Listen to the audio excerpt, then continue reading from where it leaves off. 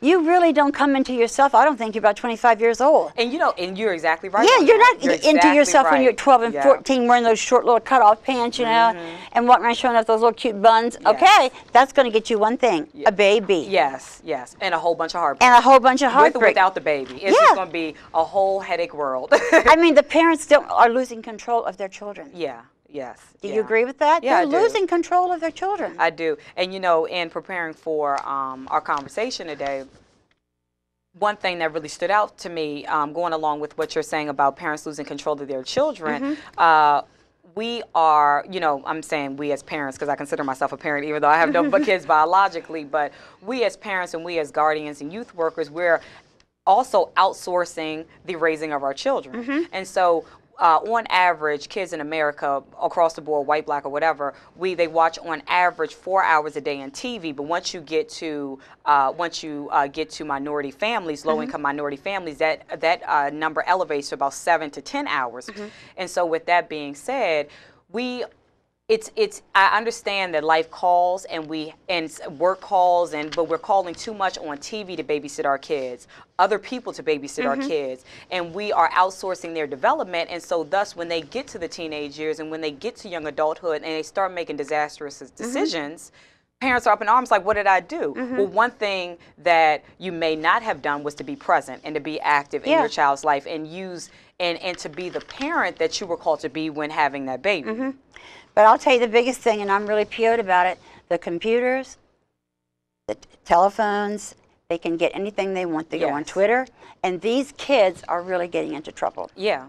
I mean, I have a great eight-year-old great niece, and she can do anything on that computer. Of course, some of the stuff is blocked. Her mom's done that. But I wish the hell we didn't have all that access to the internet that these kids get into. Yeah. I mean, because again, kids consume, they see over 200,000 violent acts, you know, within a short amount of time, like a year or something, of watching TV, through the computer, you know, and violent and sexual acts. And so when we are thinking about what our children are consuming when they're out of our control, and they are out of our control when they are so plugged into everything else but the human experience. But they're walking down the street and they're, you know. Exactly. And they can read anything they get, but I mean, it's just killing. I think it's killing the children. I'm sorry. And like you said, with, you know, our brains being fully developed at 25, when you are putting a child or even a teenager or even a young adult for that matter in front of so many things that infiltrate their mind, they haven't even developed the ability to separate reality from fantasy. Exactly. And so the fantasy becomes their reality. And that's why you have so many young girls, studies have shown that, you know, when you watch sexual acts and violent acts on TV, it perpetuates that That's type another of thing they behavior. can get into. Yes. Exactly. So, you know, I know moms and dads have to work. We do. Yes, yeah. But you can't be there to guard your child, but you have to get tuned in somehow to those kids. Yes. They're unplugged right now, but you got to plug them in and show them better ways to do things. Yeah. Because we're losing the youth trade. We're losing that today. I believe that. And unfortunately, parents will pay. I mean, parents will pay first, society will pay second, or simultaneously. But parents will pay for the time that you don't put into your kids today. Is going to be the time that they spend in a real uncomfortable situation later. And as parents, we all love our children. You know, yes, we do. We do. I don't care the income level. I don't care the race. We all love our children. Race, creed, and color has nothing to do with this. It doesn't matter. Exactly. But when you outsource and when you don't put that time into raising your kids, you will pay. You as in parents. And, you will pay in a great way. In a huge way. In a hurtful way. You really, really will. Yes. Because it was like those two men that killed my son. They stabbed him 13 times in the back. They had no reason to do that. But I went to the prison and I forgave the man. And you know, that says a lot about you, Angela. It says a lot about you. I said, I forgive you for what you did to the hurt you caused me, but I can't forgive you for what you did to Richard. Yeah. But I said, I know he's in a better place. And I know that this is going to teach me some kind of a lesson too.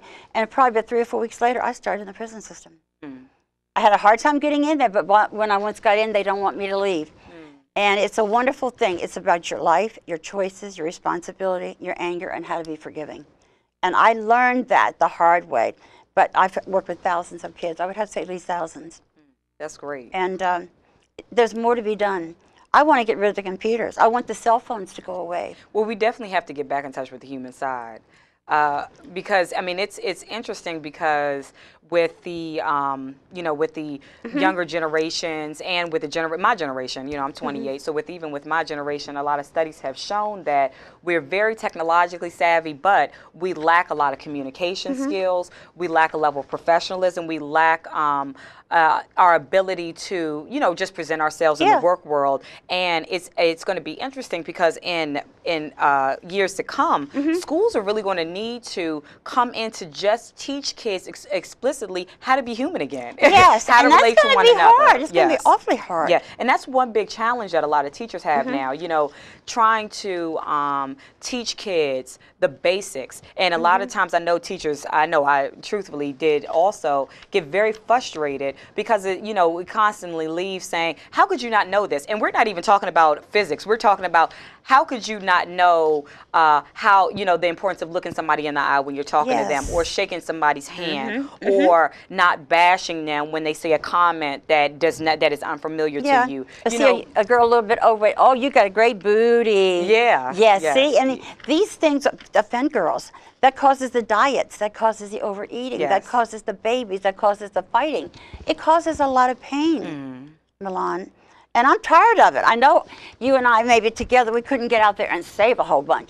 But every day I feel I'm helping one or two. But to plant the seed is the most important thing you can do. I mean, because we are humans, and we are vessels for God's gifts and talents and blessings. But at the same time, once you plant the seed, it's powerful how that seed can grow in other people, and how the seeds that you planted carry on to multiple different people across the board. It's interesting because when I was a teacher, all my female students. Why did you leave? Why did you go? I think I think it was just time. I think the universe you have a called me different out. calling. Yeah, but I'm still working with youth. I'm developing a youth program called SOAR. Entitled stands for Shaping Outstanding Adolescents to Reach Excellence.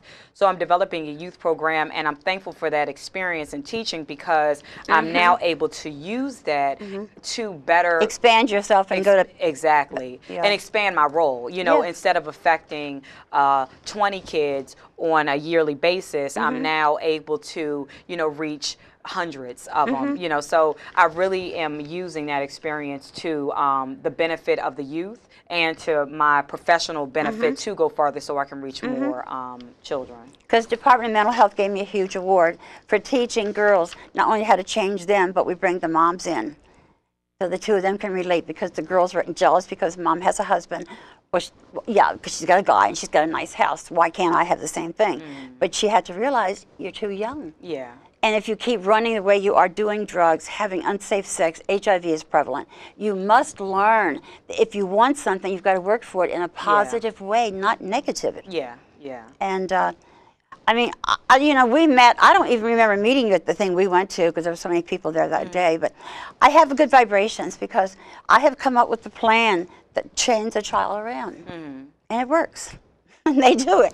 So, I mean, even with Stedman, when we did our shows, we did the thing over in London, he said, Angie, how did you get so smart? Life. Yeah. Life made me smart. And God, going to church, because that's my best thing, to go in. And I'm a Catholic. What are you? I am a spiritualist. I can go to any church. I know how you're saying. Yeah. I mean, I would consider myself Christian, but I'm definitely just a spiritually connected person. Yeah. I see spirits. It's amazing. If I want to talk, I go talk to God in my bedroom. And see, that's the way to be. You have to have that personal connection, in order to hear his, her, whoever, whatever gender you classify, his, her messages, and to be able to implement them. Having that clear spirit, having that connection, and really celebrating the connection you have on a day-to-day basis. I just wish we could get the message out, though. If not today, another day, or maybe another year. But watch what your kids are doing on the computer. Yeah, it's dangerous. Yeah. It's really dangerous.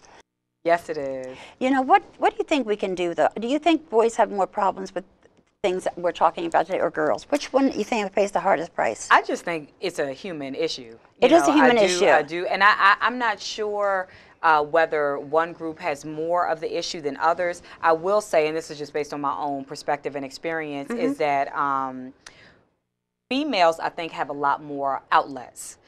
they recognize, I think, just naturally as women, we are groomed to be talkers, more inclined to be, emotionally connected with ourselves and with others. So I think no matter your income level, no matter your race, you're going to find an outlet, whether it be church, girlfriends, whatever. Drugs, alcohol. Yeah, that unfortunately, That's too. right. Yeah. Drugs and alcohol. I do think with men, one big issue from what I've seen is that they don't have the same outlets. No, they they don't. have the same natural emotional connectedness. They don't have the same internal need to, get with their guy They may friends have it, and but they're chat too about. proud to even talk about And it. society doesn't. And just like you're saying, you're 100% right. Society does not permit it. Society does not, embrace that and push men to do that. And I think because of that, it's not that the problems on one side or another side are greater, but I do think that with men, the problems become more pronounced because of the fact that they don't have those outlets. And they take it out, and I hate to say this, but by using drugs, beating either a male or a female,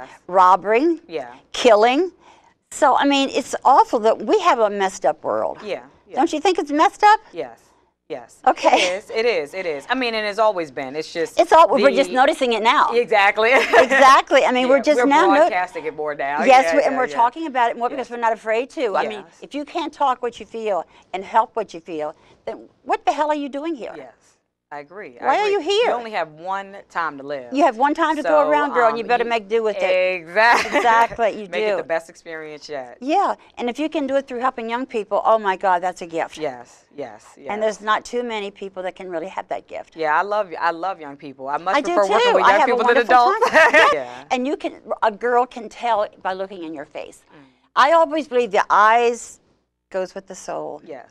And if you can trust somebody to open up, then that's a wonderful way to go. Yeah. And that's one thing my middle school students, and middle schoolers are tough. They're at that kind of emotional maturity, puberty cusp point. And so they will try you. They definitely will try you. They'll push you. But once you're able to get through, you got them, and they are great because the way that they challenge you pushes you to a point of deciding whether or not this is my true passion, and it forces you to decide whether or not you're going to stick to it or stay away from it. And I'm thankful for my experience because my middle schoolers pushed me to a point in a positive direction where they tested my strength, tested my will, and it makes you want to cry. Exactly. And home and have a drink. Exactly. But it proved to me that this is my calling, and I have the inner makings to do great in this field. Would you believe our time is up? Oh, tears. I'm sad. This is wonderful. I know we're going to do some more of this, but I want to tell all my viewers, every morning when you wake up, look in the mirror and say, I love you. That way you'll be in love with yourself, and I think you'll have a better day. Yes. I want to thank you, Milan, for coming. Thank you so and much. I think we're going to have a good time together. We will. I will. So thanks for watching. I hope you enjoy this as much as I did doing it. Till next time.